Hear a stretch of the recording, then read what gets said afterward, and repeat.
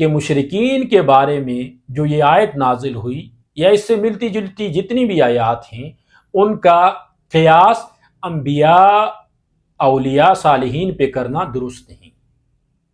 اس کی وجہ یہ ہے کہ مشرکین اللہ کے علاوہ بتوں کی، اپنے معبودوں کی عبادت کیا کرتے تھے، جبکہ کوئی بھی مسلمان اللہ کے علاوہ نہ کسی کی عبادت کرتا ہے نہ کسی کو عبادت کے لائق سمجھتا ہے۔ الحمدللہ والصلاة والسلام علی رسول اللہ وعلی آلہ وصحبہ ومن والاه، اما بعد۔ مشرکین کے بارے میں نازل ہونے والی آیات کو ہمارے کچھ مسلمان بھائی ابن تیمیہ اور محمد بن عبد الوہاب نجدی کی اقتداء کرتے ہوئے مسلمانوں پر چسپاں کرتے ہیں اور اپنے علاوہ پوری امت اسلامیہ کو دائرہ اسلام سے خارج تصور کرتے ہیں۔ انہی آیات میں سے سب سے زیادہ پڑھی جانے والی ایک آیت اعوذ باللہ من الشیطان الرجیم ما نعبدهم الا لیقربونا الی اللہ زلفی۔ مشرکین کا اپنے معبودوں کے بارے میں یہ کہنا کہ ہم ان کی عبادت اس لیے کرتے ہیں کہ وہ ہمیں اللہ کے زیادہ قریب کرتے ہیں۔ اس آیت سے یہ استدلال کیا جاتا ہے کہ مشرکین جو ہے وہ بتوں کو اللہ کے قرب کا سبب سمجھتے تھے، تو آپ مسلمان بھی انبیاء، صالحین، اولیاء کو اللہ کے قرب کا سبب سمجھتے ہیں، انہیں وسیلہ بناتے ہیں، لہٰذا آپ بھی مشرکین کی طرح دائرہ اسلام سے خارج ہیں۔ یہاں سمجھنے کی یہ بات ہے کہ مشرکین کے بارے میں جو یہ آیت نازل ہوئی یا اس سے ملتی جلتی جتنی بھی آیات ہیں ان کا قیاس انبیاء اولیاء صالحین پہ کرنا درست نہیں۔ اس کی وجہ یہ ہے کہ مشرکین اللہ کے علاوہ بتوں کی، اپنے معبودوں کی عبادت کیا کرتے تھے، جبکہ کوئی بھی مسلمان اللہ کے علاوہ نہ کسی کی عبادت کرتا ہے نہ کسی کو عبادت کے لائق سمجھتا ہے۔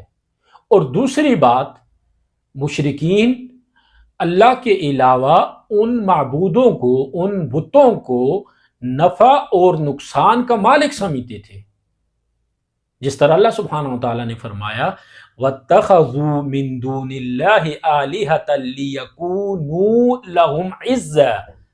اور دوسری جگہ اللہ سبحانہ وتعالیٰ فرماتا ہے وَاتَّخَذُوا مِن دُونِ اللَّهِ آلِهَةً لَعَلَّهُمْ يُنصَرُونَ، کہ مشرکین نے اللہ کے علاوہ معبود بنائے، الہ بنائے کہ شاید ان کی مدد ہو۔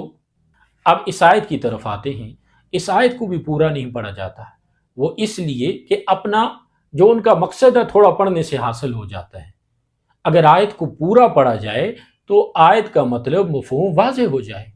یہ اسی طرح ہے کہ کوئی شخص کہے فَوَيْلٌ لِّلْمُصَلِّينَ اور آگے چپ ہو جائے کہ نمازیوں کے لیے خرابی ہے، اور یہ پڑھنا چھوڑ دے الَّذِينَ هُمْ عَنْ صَلَاتِهِمْ سَاهُونَ، جو اپنی نمازوں کو بھولے بیٹھے ہیں۔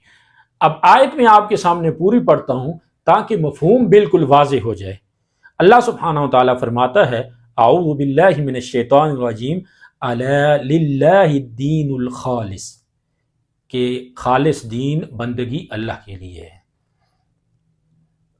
والذین اتخذوا من دونہ اولیاء، جنہوں نے اللہ کے علاوہ اولیاء بنائے، ما نعبدہم الا لیقربونا الی اللہ زلفی، کہتے ہیں کہ ہم ان کی عبادت اس لیے کرتے ہیں کہ وہ ہمیں اللہ کے زیادہ قریب کرتے ہیں۔ ان اللہ یحکم بینہم فیما ہم فیہ یختلفون، اللہ ان کے درمیان فیصلہ کرے گا جس میں وہ اختلاف کرتے ہیں۔ اب شاہد یہاں ہے جو میں اب پڑھنے والا ہوں، ان اللہ لا یہدی من ہوا کاذب کفار، کہ اللہ سبحانہ وتعالی اسے راستہ نہیں دکھاتا، اسے ہدایت نہیں دیتا جو جھوٹا ہو، ناشکرا ہو۔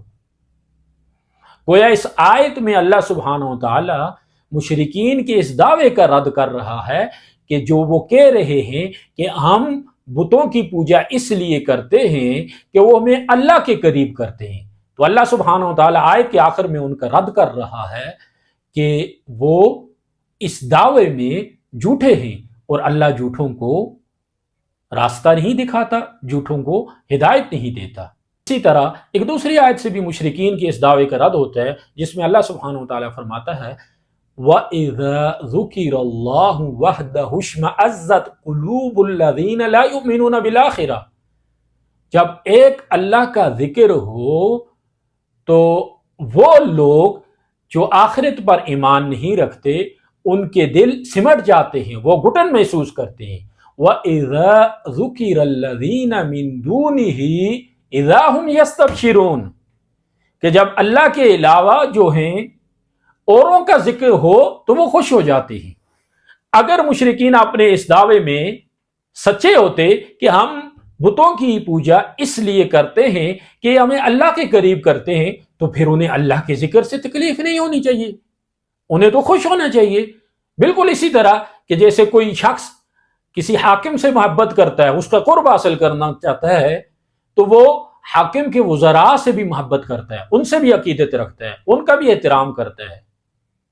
تو جب اس کے سامنے حاکم آ جائے، وہ حاکم تک پہنچ جائے، تو اس کی خوشی کی تو انتہا ہوگی۔